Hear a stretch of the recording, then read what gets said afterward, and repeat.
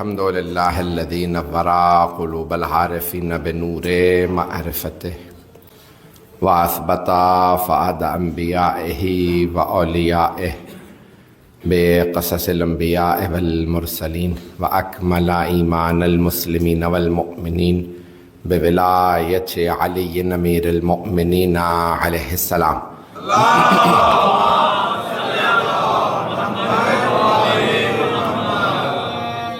والصلاة والسلام والتحية والإكرام على أفضل الموجودات العبد المؤيد والرسول المسدد المصطفى الأمجد المحمود الأحمد أعني أبا القاسم محمد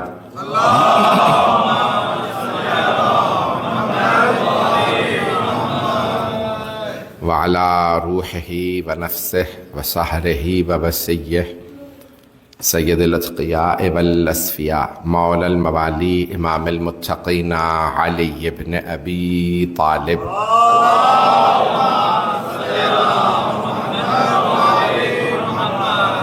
وعلى اوصیائه لا سیما بقیت اللہ فی الارضین روحی وارواح العالمین لتراب مقدمه الفدا واللعنة الدائمة على أعدائهم أجمعين من الآن إلى قيام يوم الدين. أما بعد فقد قال الله الحكيم في كتابه الكريم بسم الله الرحمن الرحيم الله نور السماوات والأرض صدق الله العلي العظيم. الصلوات.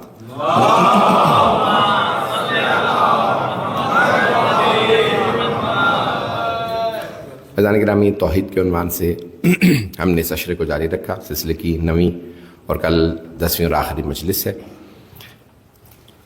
میں نے یہ عرض کیا تھا کل کہ انسان خود اگر اپنی معرفت حاصل کرے، معرفت نفس، وہ معرفت رب تک لے جاتی ہے.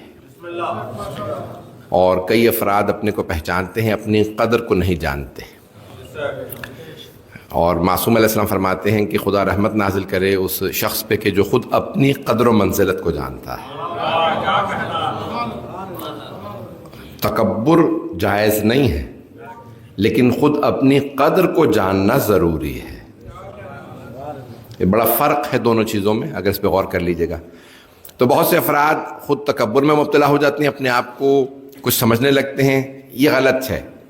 لیکن یہ سمجھنا کہ اللہ نے ہمیں کتنی صلاحیتیں دی ہیں، کتنی نعمتیں دی ہیں، اور کتنی اللہ نے استعداد دی ہے کہ انسان اگر اس توفیق سے استفادہ کرے تو بہت کچھ کر سکتا ہے. اگر آپ اپنے پہ غور کریں، آپ میں سے ہر انسان اپنے پہ غور کرے، تو جتنی آپ نے اپنی صلاحیات اور توفیق استعمال کی ہے وہ بہت کم ہے، جو استعمال نہیں کی وہ بہت زیادہ ہے. یہ میرا چیلنج ہے. حتیٰ ذہنی صلاحیت، دماغی صلاحیت، انسان کی یہ صلاحیات بہت زیادہ ہے. انسان میں اللہ نے توفیق بہت زیادہ دی ہے، انسان اس کا استعمال زیادہ نہیں کرتا. اور بہت سے افراد یہ جو جنہیں کہا جاتا ہے یہ جینیس ہیں، یہ بہت زیادہ ذہین ہیں، وہ عام آدمیوں سے صرف 1 سے 1.5% اپنا دماغ زیادہ استعمال کرتے ہیں. یہ سائنس نے ثابت کیا ہے. ایک عام آدمی 7% اپنا ذہن استعمال کرتا ہے. کتنا؟ 60 نہیں، صرف 7 تک 7. یہ 5 انگلیاں اور 2 انگلیاں. 7%، 93% ضائع ہو جاتا ہے.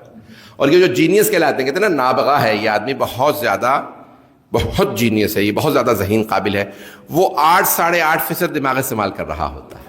سائنس کہتی ہے صرف ابن سینا واحد سائنسدان گزرا ہے جس کے لیے ثابت ہے جس نے 10% سے زیادہ دماغ استعمال کیا ہے.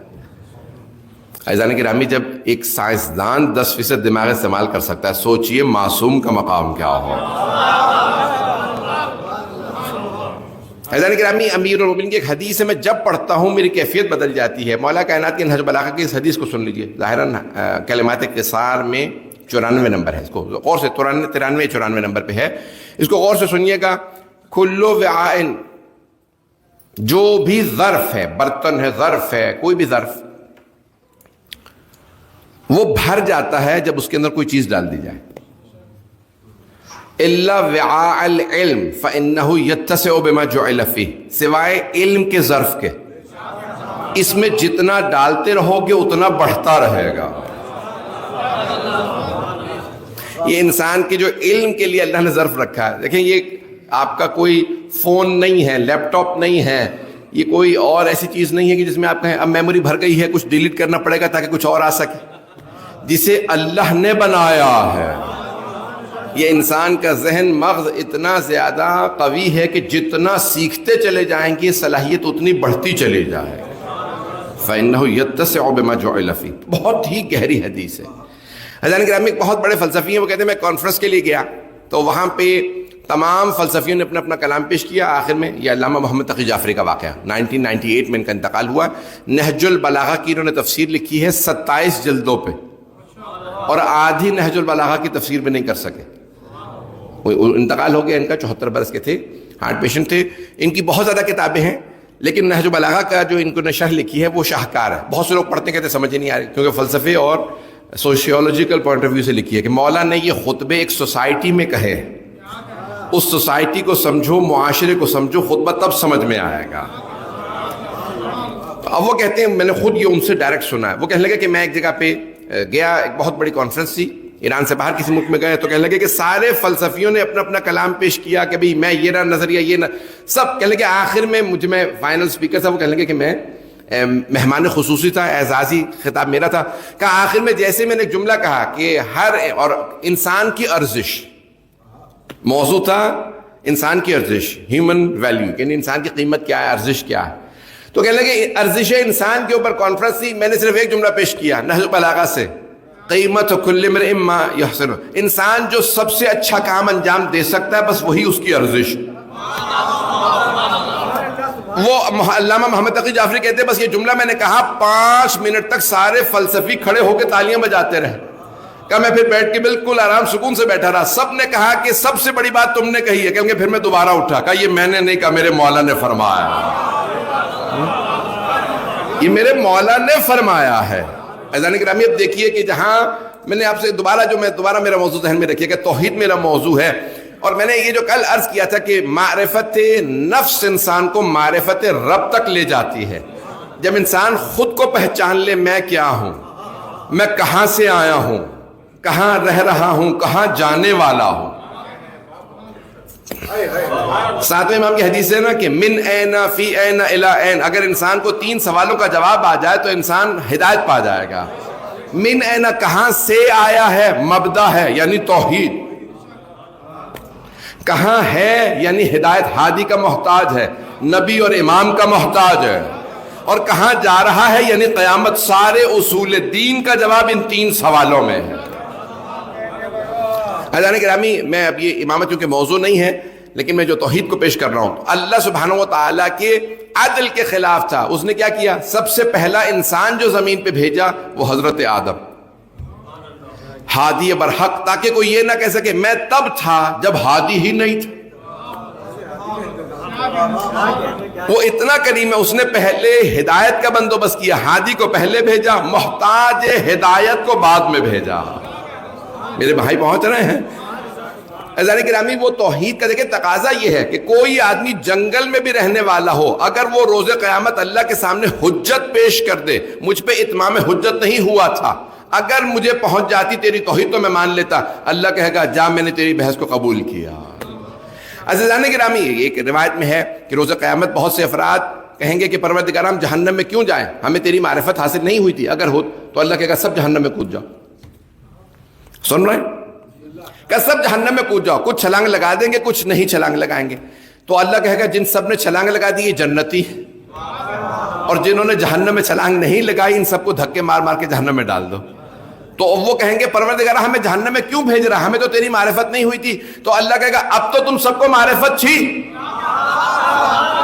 تم سب کو پتا تھا, تم سے اللہ خطاب کر رہا ہے. جنہوں نے یہاں مانا اگر انہیں دنیا میں پتا چلتا وہاں بھی مان لیتے, جنہوں نے یہاں نہیں مانا وہاں بھی نہ مانتے. عزیزان گرامی یہی حال ہوگا نبوت اور رسالت کا, یہی حال امامت و ولایت کا.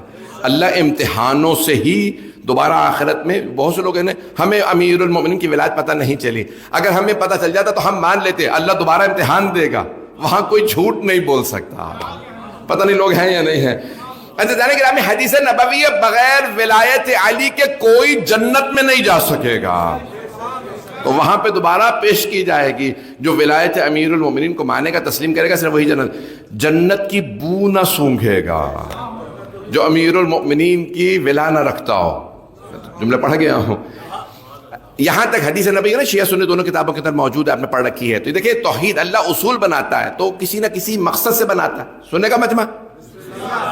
اب اللہ نے اصول یہ بنایا، عزیزان کرام اس کو غور سے سن لیجئے گا کہ سرور کائنات فرما رہے ہیں کہ اگر کسی نے نوح نبی جتنی تبلیغ کی ہو، 950 برس طوفان سے پہلے تبلیغ کی انہوں نے، کہ اگر کسی نے نوح نبی جتنی تبلیغ کی ہو اور 1000 حج کیے ہوں پاپ یادا، ساری زندگی نمازیں پڑھتا رہا ہو، روزے رکھتا رہا ہو، صفا مروہ کے درمیان بے خطا بے گناہ مارا جائے، یعنی شہید ہو، لا یشم رائحۃ الجنہ، جنت کی بو نہ سونگے گا اگر اے علی آپ کی ولا نہ رکھتا ہو. دیکھیں اللہ کوئی کام، یہ دیکھیں توحید کو پیش کر رہا ہوں، اللہ کا کوئی کام بغیر مقصد کے نہیں ہوتا. کسی ہو ہی نہیں سکتا کہ کیونکہ علی ابن ابی طالب سے نہیں ولا رکھی تھی اس لیے جنت میں نہیں جائے گا. کیوں؟ توجہ. علی ابن ابی طالب علیہ السلام سے ولا نہیں رکھتا تھا، محبت نہیں رکھتا تھا، تو اب جنت میں نہیں جائے گا. میرے بہت سے اہل سنت بھائی مسلسل آ رہے ہیں، میں پریشان نہیں کر رہا ہوں، میں کسی کی دل آزاری نہیں کر رہا ہوں. عزیزان گرامی کیوں اللہ سبحانہ و تعالیٰ کو اتنا زیادہ اصرار ہے، اتنی ضد ہے کہ نہیں جب تک علی کو نہیں مانو گے. دیکھیں ساری مخلوقات کو اللہ نے بنایا ہے، وہ خالق ہے. توجہ. لیکن جب وہ بنا رہا تھا تو اس نے کسی ایک کو خاص بنایا، اور بنانے کے بعد اس نے کہا جس علی کو میں نے خاص بنایا، پتہ نہیں لوگ ہیں یا نہیں ہے، جب تک اسے نہیں مانو گے میری توحید کا بھی حق ادا نہیں ہوگا.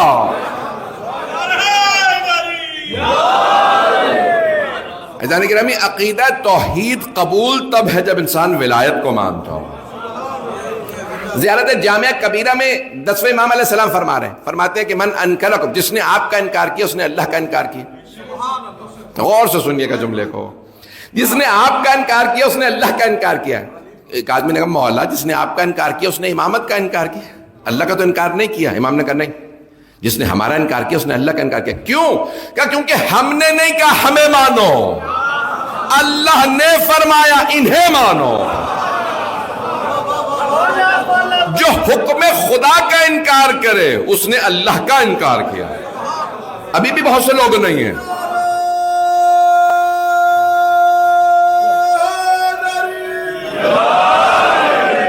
بھئی ابھی بھی سارا مجمع نہیں ہے. جس نے حکم خدا کا انکار کیا وہ خدا کا منکر ہو گیا. دلیل شیطان کہہ رہا تھا پروردگارہ یہ ایک سجدہ معاف کر دے.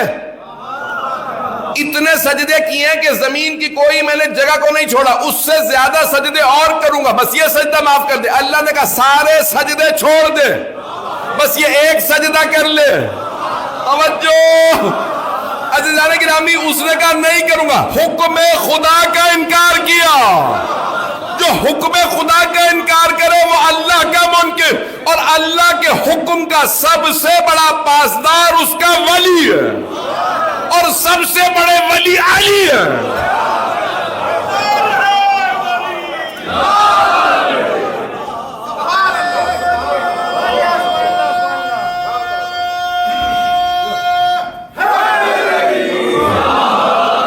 توجہ فرما رہے ہیں. عزیزان گرامی یہ دیکھیں معرفت نفس سے بہت ضروری ہے. میں نے کل جو عرض کیا تھا کہ 3 معرفتوں کی بہت زیادہ تاکید ہے: معرفت رب، معرفت نفس اور معرفت ولایت. اور 5ویں امام اصول کافی میں فرماتے ہیں وما نودی فی الاسلام کما نودی للولایہ. اسلام میں کسی چیز کے لیے اتنا نہیں بلایا گیا جتنا ولایت کے لیے بلایا گیا. کسی چیز کے لیے اللہ نے اتنا نہیں بلایا جتنا ولایت کے لیے. عزیزان گرامی اب یہ توحید انسان سمجھ ہی نہیں سکتا ولایت کو چھوڑ کے. میرا ایک سوال ہے آپ سے، غور سے سن کے جواب دیجیے گا، اور اگر بے شک جواب نہ دیں تو مجھے کوئی پریشانی نہیں ہے. اگر کہ آدمی کہے میں اللہ کو مانتا ہوں لیکن میں سارے کے سارے بتوں کو بھی مانتا ہوں، ایسی توحید قبول ہے؟ آپ نے تو جواب دے ہی دی. ایسی توحید قبول ہے؟ ایک آدمی کہا بھی میں اللہ کو مانتا ہوں سارے بتوں کو بھی مانتا ہوں، تو کیا یہ توحید قبول ہے؟ ایسا نہیں کہ ایک آدمی کہے میں رسول خدا کو مانتا ہوں لیکن جتنے جھوٹے نبوت کے دعوے ہیں، کچھ لوگ شاید نتیجے پہ پہنچ گئے میں کہاں جا رہا ہوں، جو لوگ پہنچ گئے انہیں سلام۔ کوئی آدمی اللہ کو مانے لیکن سارے بتوں کو بھی مانے، توحید قبول نہیں۔ ایک آدمی کہے میں رسول خدا کو مانتا ہوں لیکن جتنے جھوٹے نبوت کے دعوے ہیں، مسیلمہ کذاب سے لے کے غلام احمد تک، اور اس کے بعد بھی ہوں ہے، میں تو نام ہی نہیں لے سکتا، پتہ نہیں لوگ ہیں یا نہیں۔ گرامی اتنے جھوٹے نبوت کے دعوے، کہا کہ ان سب کو بھی مانتا ہوں، تو کیا ایسے کی عقیدہ نبوت قبول ہے؟ نہیں، توجہ، ختم نبوت کے انکار کے بعد عقیدہ نبوت ہی قبول نہیں۔ اب ہمارے تمام بھائی مجھ سے یہی کہتے رہتے ہیں کہ ہم مانتے تو ہیں اہل بیت کو، توجہ، آپ تب تک اہل بیت کو نہیں مانتے جب تک کہ ان کے دشمنوں سے اعلان بیزاری نہ کریں۔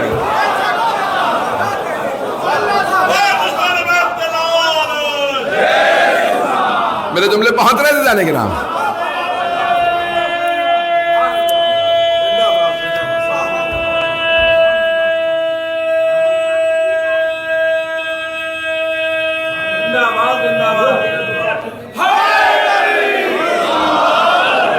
توجہ فرما رہے جانے کے نام؟ ایک آدمی بار بار کہتا رہا میں مانتا تو ہوں مولا علی کو، جانے گرامی اگر ان کے سارے دشمنوں کو بھی مانتے ہو، کسی نے کہا تھا نا کہ بھی میں تو نہ علی کی طرف ہوں نہ معاویہ کی، یعنی یہ خوارج کے زمانے کا واقعہ، تو مولا نے کہا مجھے اس کا پتہ نہیں، مجھے اپنا پتہ ہے۔ پتہ نہیں میرا جملہ پہنچا یا نہیں پہنچا۔ اس نے کہا نہ اس طرف ہے نہ اس طرف، تو مولا نے کہا اس کا نہیں پتہ، مجھے اپنا پتہ، تو میری طرف نہیں۔ ایک جملہ سن لیجئے گا عزیزان گرامی، اس جملے کو پلے سے باندھ لیجئے، بچوں کو سکھا دیجئے، پوری زندگی کام آئے گا۔ میری زندگی میں معرفت امامت و ولایت اس ایک جملے سے روشن ہوئی ہے، امامت کے معاملے میں کوئی آدمی بے طرف نہیں رہ سکتا۔ اب اردو والے تو پہنچ گئے، باقیوں کو مجھے انگریزی کا سہارا لینا پڑے گا۔ امامت کے معاملے میں آپ نیوٹرل نہیں رہ سکتے۔ کوئی آدمی یہ نہیں کہہ سکتا میں ابھی ان کے ساتھ بھی نہیں ان کے ساتھ بھی نہیں، یا آپ امام کے ساتھ ہیں یا نہیں ہیں۔ اب پہنچ گئے سب۔ امامت کے معاملے میں کوئی نیوٹرل نہیں رہ سکتا۔ عزیزان گرامی بہت اہم معاملہ، پتہ نہیں میں نے حل کیا یا نہیں کیا۔ عزیزان گرامی اللہ سبحانہ و تعالیٰ چاہتا ہی نہیں ہے کہ جو ہر جائی ہو، اب یہ اردو میں کہہ گیا ہوں، ہر جائی ہو، ہر جگہ بیٹھا ہوا۔ بھائی پہلے فیصلہ تو کر لے جنت کے دروازے پہ ہوگا کون؟ پتہ نہیں میرے جملے پہنچے یا نہیں پہنچے۔ اگر یہی نہیں پتا مولا علی علیہ السلام ہوں گے یا کوئی اور ہوگا، تو پھر اس ایسے عقیدے کے لیے کہا گیا میں یہ حدیث اصول کافی ہے، اگر نہ ہوتی خدا قسم معصوم علیہ السلام سے نہ ہوتی تو میں کبھی نہ پڑھتا۔ تو مولا فرماتے ہیں کہ شک کی نماز سے یقین کی نیند بہتر ہے۔ شاید لوگ پہنچ گئے ہوں۔ مجھے بعض کا تعجب ہوتا ہے کہ بعض ہمارے شیعہ جب تک کہ پورا نہ کہلوا لے تب تک بولتے بالتے نہیں۔ اور میں اشاروں کے نام میں پڑھنا چاہ رہا ہوں، مجھے پھر پاکستان جانا ہے ابھی۔ اب پہنچ جائیے گا، میں دوبارہ کہہ رہا ہوں اس جملے کو، یہ شک کی نماز کے ساتھ یقین کی نیند بہتر ہے۔ یقین کی نیند، کوئی بستر رسالت پہ یقین کے ساتھ سو رہا ہے، کوئی پیغمبر کے پیچھے شک کے ساتھ نماز پڑھ رہا۔ آپ پہنچ گئے؟ اگر یہی عقیدہ ہو، اب میرے جملے پہنچ گئے ہیں۔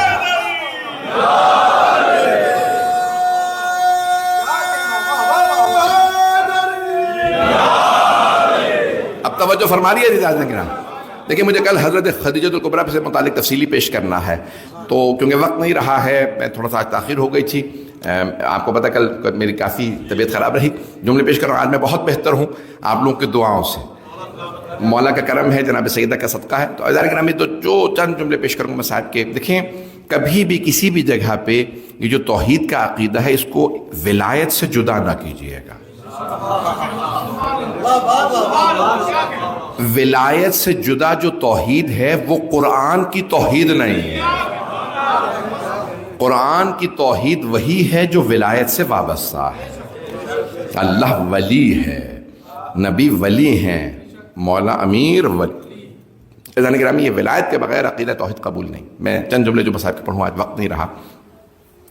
پوری دنیا میں اگر آج آپ دیکھیں گے تو تمام افراد یہ توحید سمجھانا چاہ رہے ہیں، توحید توحید، اللہ اللہ اللہ، لیکن ان کے حلق سے جو ہے وہ نیچے نہیں اترا ہے. اللہ کا نام بیچاروں کے حلق سے نیچے نہیں اترا ہے. یہ جملہ میں بہت ذمہ داری سے کہہ رہا ہوں. عزیزان گرامی، یہ کہہ دینا کافی نہیں ہے، اس کو سمجھنا بہت ضروری ہے.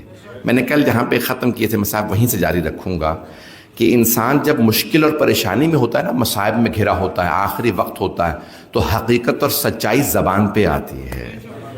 اور اگر کسی کے چاروں طرف سے تیر خنجر چل رہے ہوں اور وہ بار بار کہہ رہا ہو رضاً بقضائہ وتسلیما لامرہ، سمجھ جائیے توحید کا سب سے بڑا شاہکار یہی ہے. میرے بھائی پہنچ رہے ہیں، میں کیا کروں جناب سید الشہداء کی عظمت کو کیسے پیش کروں. عزیزان گرامی، جناب سید الشہداء اتنے مصائب کے بعد بھی یہ نہیں کہتے پروردگارا اس سے آگے امتحان نہیں دے سکتا. خود خالق اللہ خود خطاب کر رہا ہے. بہت ذمہ داری سے یہ جملے پڑھ رہا ہوں. سورہ فجر کی اختتامی آیات کو گھر جا کے دوبارہ دیکھ لیجئے گا. خود اللہ خطاب کر رہا ہے، یا ایتھا النفس المطمئنہ ارجعی الی ربک راضیۃ مرضیہ. دیکھیں، یعنی یہاں پہ اللہ کہہ رہا ہے میرے نفس مطمئنہ پلٹا اپنے رب کی طرف اس حالت میں کہ آپ رب سے راضی، رب آپ سے راضی. یہاں تک کوئی بھی کہہ سکتا ہے نہیں فرشتہ بول رہا ہے، نہیں. اگلی آیت سے پتہ چلتا ہے خود اللہ خطاب کر رہا ہے. فادخلی فی عبادی وادخلی جنتی. یہ جو میرے بندے تیرے انتظار میں ہیں ان کے پاس آ جا. وادخلی جنتی، میری جنت میں آ جا. اب پتہ چلا رسول خدا امیر المؤمنین جناب سیدہ انتظار میں، حسین اب اور زخم نہ کھائیے.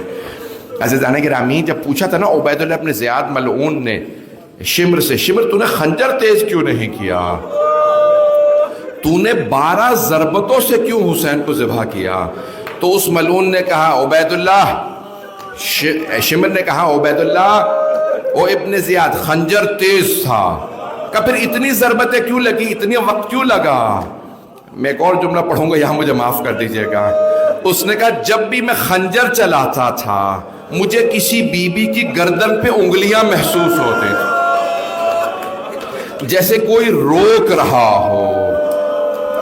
شمر کہتا ہے کوئی بی بی بار بار روکتی تھی اور وہ کہتی تھی شمر تو بھی اولاد والا ہے، مت مار میری اولاد کو. بھئی میں جملہ پڑھنے لگا ہوں معذرت کے ساتھ، بہت معذرت کے ساتھ. اب یہ جناب علی اکبر علیہ السلام کے لیے جملہ ہے کہ کیا کیا، اربن اربا، یعنی اتنی جلدی انہوں نے حملہ کیا چاروں طرف سے کہ تلواریں چل رہی تھی اور ٹکڑے ہوتے چلے جا رہے تھے. یہ جملہ آپ نے سنا نا، مقصد اربن اربا، یعنی انہیں مارنے میں جلدی تھی. لیکن جب امام حسین کی باری آئی نا تو اب جلدی نہیں تھی کہ ہم نے سب کو مار دیا، آرام سے ماریں گے زہرا کے لال کو. اب چاروں طرف سے حملے ہو رہے ہیں. عزیزان گرامی مجھے معاف کر دیجئے گا جو اگر جملہ سخت ہو. کچھ لوگ کہہ رہے تھے جلدی کرو عصر کا وقت ہونے والا ہے، کچھ کہہ رہے تھے نہیں اب ہم نے سب کو مار دیا، اب عباس نہیں جو بچانے آئے، اب علی اکبر نہیں جو بچانے آئے، حسین تنہا ہیں. اجرکم اللہ. میں جو جملے پڑھوں گا مجھے معاف کیجئے گا. عزیزان گرامی، اب وہ ملعون سب کے سب چاروں طرف سے گھیر رہے ہیں. ایک روایت سن لیجیے جس میں میں تمام کرنا چاہتا ہوں کہ جناب زینب کبریٰ کہتی ہیں ایک وقت آیا کہ میدان کربلا میں زلزلہ سا آنے لگا. چوتھے امام کی حدیث ہے نا، کالی آندھی چل رہی تھی، خون کی بارش ہو رہی تھی، زلزلہ آ رہا تھا جب میرے بابا کو ذبح کیا گیا. جناب زینب نے جب زلزلہ محسوس کیا، بی بی کہتی میرا دل پھٹنے لگا. بی بی نے سر پہ برقع لیا، ایک مرتبہ تیزی سے خیمے سے باہر آئیں. اگر دیکھ سکے تو دیکھیے گا بی بی تیز نہیں چلتی تھی، بی بی تیز سے چلنے لگیں. اور اگر زیادہ پریشان ہوتی تھی نا تو بی بی دونوں ہاتھ سر پہ رکھ لیتی تھی. بی بی نے دونوں ہاتھ سر پہ رکھی اور کہا واہ محمدہ. پھر بی بی نے فرمایا واہ علیہ. واہ فاطمہ واہ حسنہ. ایک مرتبہ بی بی نے مقتل میں دیکھا، بی بی کہتی ہے چاروں طرف سے لوگ تیر چلا رہے تھے. جسے تیر نہیں ملتا تھا وہ نیزہ مارتا تھا، جسے نیزہ نہیں ملتا تھا وہ لاٹھیوں سے مار رہا تھا، جسے کچھ نہیں ملا اس نے پتھر مارا. بی بی کہتی ہے میں تلہ زینبیہ پہ چڑھی اور میں نے ایک مرتبہ سوال کیا انت اخی، کیا آپ میرے بھائی حسین ہیں؟ مولا حسین نے جناب زینب کو دیکھا، بس ایک جملہ فرمایا یا زینب ارجعی الی الفسطاط، اے زینب خیمے میں واپس چلی جائیے، ابھی جب شمر سینے پہ سوار ہوگا میرے گلے پہ خنجر رکھے گا آپ سے برداشت نہیں ہوگا. الا لعنت اللہ علی القوم الظالمین وَسَيَعْلَمُ الَّذِينَ ظَلَمُوا أَيَّ مُنْقَلِبٍ يَنْقَلِبُونَ. بس